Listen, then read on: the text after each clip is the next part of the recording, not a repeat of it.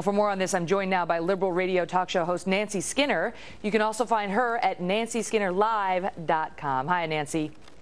Hi, Megan. All right, so you know the headlines. I mean, you had Pelosi and Steny Hoyer coming out of the House and calling these people un-American who protest at these town halls. You have the Democratic National Committee calling them angry mobs, and that's not all. I went through this Democratic National Committee release. They talk about the irrational tone, the militancy of the protesters. Their goal is to disrupt the event as much as possible, and so on and so forth. You know, that videotape begs to differ about exactly who's the organized mob. Well, you know what? You got to make a huge distinction between these groups and people who are sincerely there to learn what this is and ask questions. There are plenty of those town halls going on. Last night we had one in my district, and everything went fine. You did have the guys outside with the Obama signs, with the Hitler signs. I think what this video was, and I don't know this group, but a response to those people who showed up at town halls and screamed at their congressperson so that they could not even answer questions. And so this is like tit for tat. But these are they have become freak shows, Megan. And what these Congress people have to realize what is has if you have 200 freak shows? people, because when you have two sides screaming at each other and nobody can have a debate, it's useless. And what the Congress people need to know is that those are 200 people in those town halls.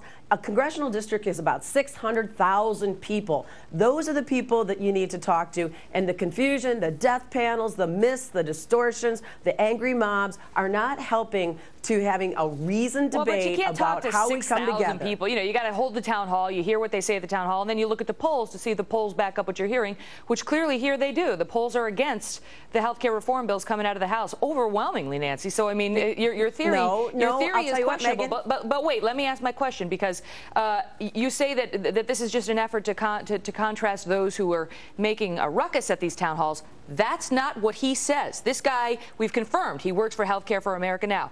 This guy says, and I quote, "If they stand up and ask a question, you start chanting until they get frustrated." Okay. Well, that's wrong. That is wrong. And you found one guy. I think what they're trying to do is, if somebody starts disrupting, then this is your counter to it. If you said ask a question, that's clearly wrong, Megan. But one guy saying one stupid thing does not distract from the larger thing. Back to your question on the polls that people don't want it. I saw a poll, Indiana University, 55% of Republicans now believe that elderly people will have to submit in writing how and when they're going to die. Now, that 55% of Republicans believe this means that the information flow has been so distorted by all these people who are willfully doing this that these town halls have not been productive in my view. There's no question that there is some misinformation out there, and that some of it has come from folks at the town halls, but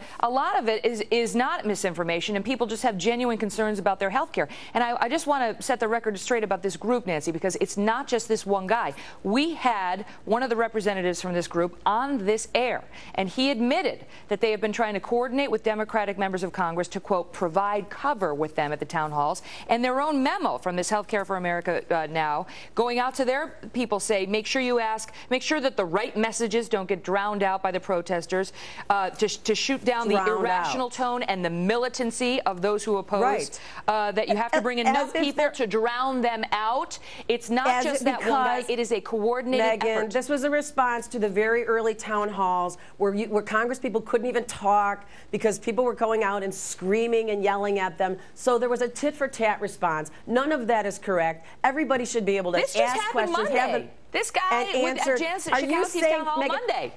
You found one group and one guy, and this went on all month, all August. You had AstroTurfs, you had insurance companies organizing all these groups to go to all these town halls. Now you found someone on the other side. So does that make this a reasoned debate about a very you say the insurance company? Let me ask you, what do you base it on? You say it's all AstroTurf, it's the insurance companies behind it. Take a look at it. I want you to look at this clip. You tell me whether this is AstroTurf and insurance company people. Watch it. What are your ideas for making sure that the private industry doesn't go away? I also want you to guarantee me that my quality patient care is not going to be affected. Why don't you put the pressure against the other insurance companies to provide better insurance? You say President Obama will not allow the health care plan to add any deficit, and yet the initial cost is over $1 trillion for a down payment.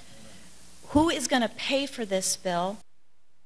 I got 20 seconds before the break. I give you the last word, Nancy. Well, they asked their questions. They were able to ask their questions, and their Congress people should answer those. And we should, not focus simply on these events because, as I said, there's 600,000 people. This is the issue. This is about competition. Got it. And this is about our long-term deficit. Gotta and go. let's all have a more reasoned debate, Hard Megan. break, Nancy Skinner. Thank you so much. We'll be right back. Bet.